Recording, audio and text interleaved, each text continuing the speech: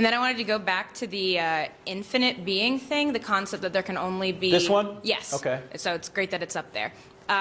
So number 3, a being that lacks something is not infinite. Right. I don't logically understand that because we know that we have different sizes of infinity, and we have different versions of infinity. For example, odd numbers go on infinitely just like even numbers do.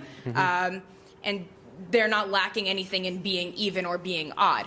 So how can there not be 2 gods that is a god of this and a god of that?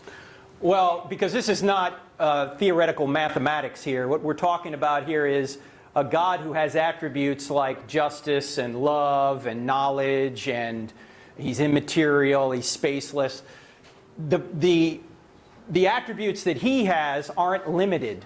If they were limited, then he wouldn't be the uncomposed, infinite, completely actualized being.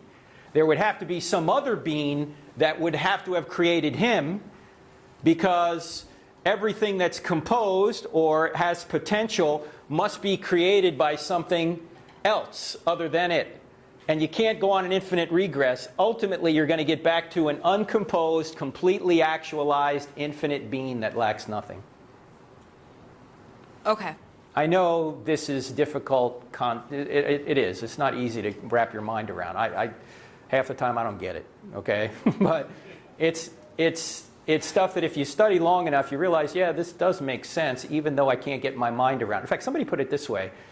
It would be strange if an infinite God wasn't strange to us. Think about that. I mean, if God is infinite, has no limits, it would be strange if that being wasn't strange to us. Why? Because everything that you and I understand in this world is finite. Everything physical is finite, right? It's put together.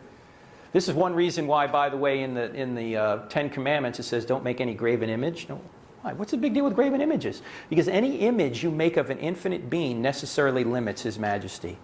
You can't draw a picture of infinity.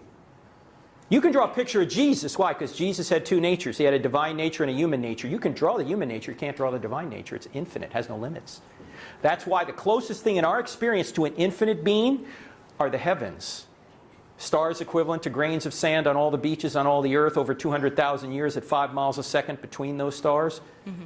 That gives us some kind of comprehension of what infinity means.